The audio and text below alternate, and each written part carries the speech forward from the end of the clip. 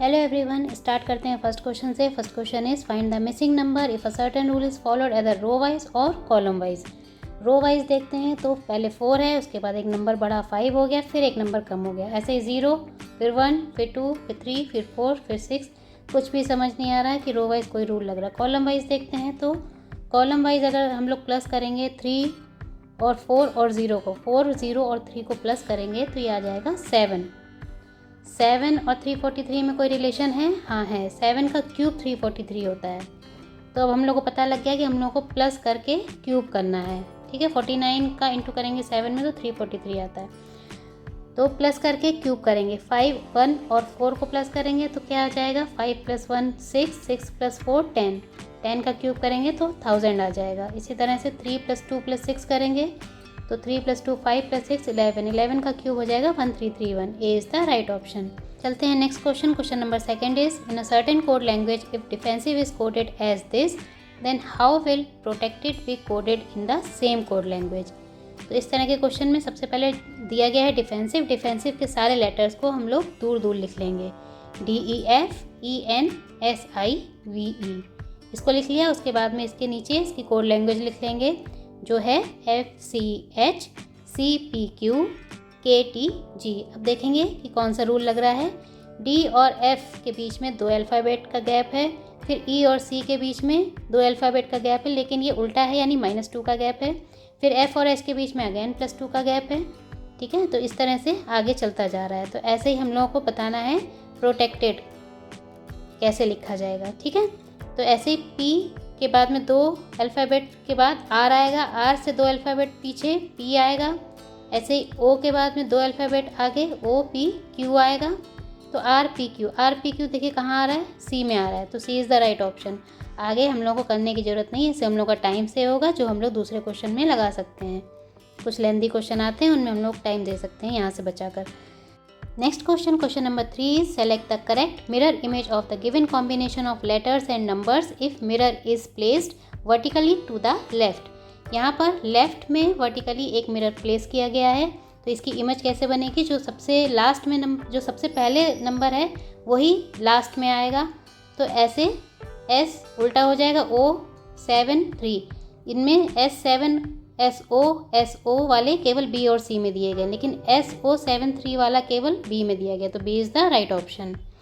आगे सॉल्व करने की ज़रूरत नहीं है सारे लेटर्स, क्योंकि इससे टाइम सेव होगा जो हम लोग दूसरे क्वेश्चन में दे सकते हैं। नेक्स्ट क्वेश्चन पर चलते हैं। Question number 4 is how many 3s are there in the given sequence each of which is immediately preceded by an odd digit. मतलब 3 के पहले ऑड डिजिट आ रहा है, immediately preceded by, but not immediately followed by an even digit. लेकिन उसके बाद मतलब फॉलोड बाई उसके बाद में भी इवन डिजिट नहीं आ रहा है। 3 के बाद में भी इवन डिजिट नहीं आएगा। इवन डिजिट नहीं आएगा तो मीन्स ऑड डिजिट आएगा। ठीक है, तो कितने 3 हैं यहाँ पर ये बताना है। सबसे पहले 3 में 8 और 4 दिया गया, दोनों इवन डिजिट हैं, तो पहले वाला 3 नहीं होगा। दूसरा वाला 3 5 7 दोनों ऑड हैं, ये होगा। इसके बाद में तीसरे वाले में भी दोनों इवन हैं नंबर आगे पीछे, और लास्ट वाले में भी ऑड नंबर हैं, तो ये भी होगा। तो 2 नंबर हो जाएंगे। C is the right option. Next question, question number 5 ABCDEFG and H are 8 friends sitting around a circular table facing the center। एक सर्कुलर टेबल बना लेते हैं, इसमें सिटिंग पोजीशन बना लेते हैं 8 फ्रेंड्स की, ABCDEFG और H की।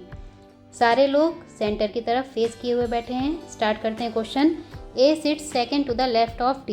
A को कहीं पर भी बिठा लेते हैं यहाँ पर अभी, और इसके बाद दिया गया A sits second to the left of D, यानी D का जो लेफ्ट हैंड होगा उसके सेकेंड पोजीशन पर A बैठा है, तो D को ऐसी पोजीशन पर बिठाएंगे जहाँ से उसके लेफ्ट हैंड पर सेकेंड पोजीशन पर A बैठा हो। तो यहाँ पर D को बिठा लेते हैं।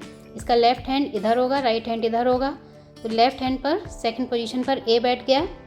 ऐसे क्वेश्चंस को लेफ्ट हैंड और राइट हैंड से आसानी से सॉल्व किया जा सकता है, क्योंकि इसमें सारे सेंटर की तरफ फेस किए हुए हैं, तो लेफ्ट हैंड और राइट हैंड आसानी से पता लग जाएगा कि किसका कहाँ पर है।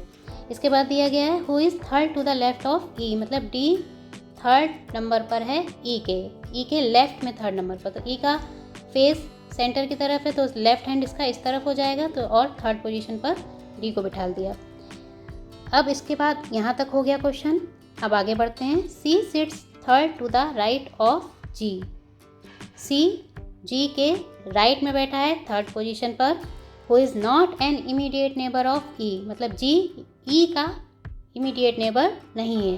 जी ई के इधर भी और उधर भी नहीं बैठेगा, ना लेफ्ट में ना राइट में। तो जी या तो यहाँ बैठेगा या फिर इधर बैठेगा या इधर बैठेगा। नंबर डाल देते हैं जी को, यहाँ से जी हटा देते हैं पहले। यहाँ पर G1 डाल दिया, G2 डाल दिया, G3 डाल दिया। ठीक है, इनमें से एक पोजीशन पर जी बैठेगा। अब फिर से पढ़ते हैं, C sits third to the right of G. G1 से पता करते हैं कि ये पोजीशन सही है जी की या नहीं। तो जी के राइट में थर्ड नंबर पर सी बैठा है। तो पहले G1 का लेफ़्ट राइट देख लेते हैं, फिर G2 का लेफ़्ट राइट देख लेते हैं किधर होगा, और G3 का लेफ़्ट राइट किधर होगा ये भी पता कर लेते हैं। तो यहाँ पर एरो लगा देते हैं लेफ़्ट और राइट का। दिया गया है सी बैठा है जी के राइट में थर्ड नंबर पर। तो G1 के राइट में थर्ड नंबर पर देखेंगे तो इस पोजीशन पर तो डी बैठा है। G1 के राइट में थर्ड पोजीशन पर डी बैठा है। तो इसका मतलब है यहाँ पर G1 की पोजीशन यानी जी की पोजीशन यहाँ पर नहीं होगी। ठीक है, तो इसको हटा देंगे यहाँ से। उसके बाद में G2 से देखते हैं, G2 के राइट में थर्ड पोजीशन पर सी बैठा है। तो G2 के राइट में थर्ड पोजीशन ब्लैंक है, यहाँ पर C2 को बिठा देते हैं। फिर G3 से भी देखते हैं, तो यहाँ पर भी खाली है, यहाँ पर C3 लिख लेते हैं। ठीक है, अब यहाँ पर हम लोग को अभी नहीं पता है कि यहाँ पर कौन सा सही है, G2 सही है या G3 सही है। तो इसको G2 और G3, C2 और C3 डाल लेते हैं। आगे बढ़ते हैं क्वेश्चन में। H sits third to the right of B, who sits second to the right of G। H sits third to the right of B, H B के राइट में थर्ड पर बैठा है।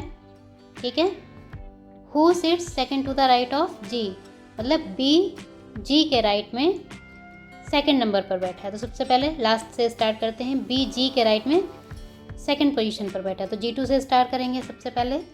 तो G2 का G का right मतलब G2 का राइट देखेंगे, G2 के राइट के सेकेंड पोजीशन पर।